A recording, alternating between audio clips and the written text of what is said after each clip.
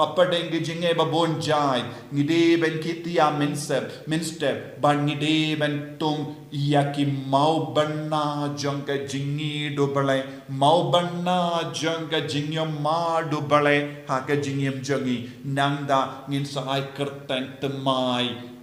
yakata ka jaka kayinga sen jombi kan stang ban kala ka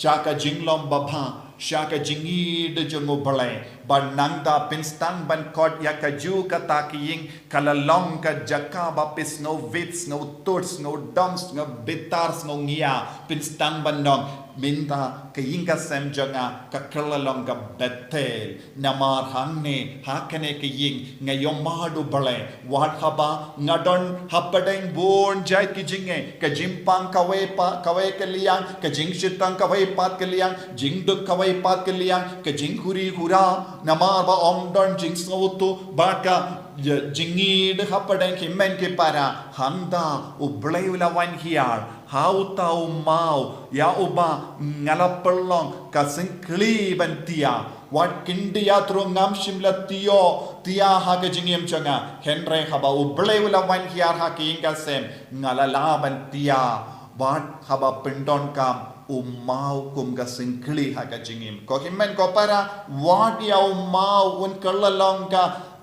ka daw ka ba pindengan yangi lada ujisu don ha ka jingim changi lese don bon na pedeng jambi kibas ngap yanga pidon bon ge daw bam ju yotia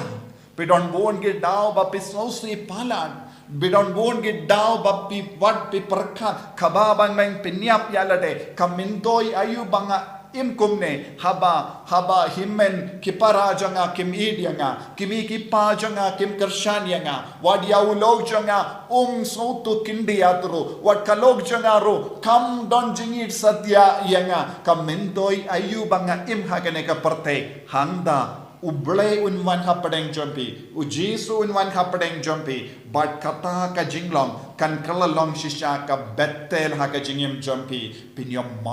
dia uble ka inga sem jompi baro kade ban kalalong ka betel kadba pisngap ya kaktin kadba pipuson ya kaktin rangkat banga ngaduai na gabinda jompi baro ko himen ko para baki inga sem jompi kan kalalong ka betel but baro kita ki singkli mau kan kalalong shisha Mawbynna ha ka jingim jompi papin stang banong ngakin mau de hakata ka por ngala shim ya ka jingrai ban kala ka bamod de hakata ka por ngala shim ya ka jingrai ban sange ban dikian de hakata ka por ngala sange ban yard we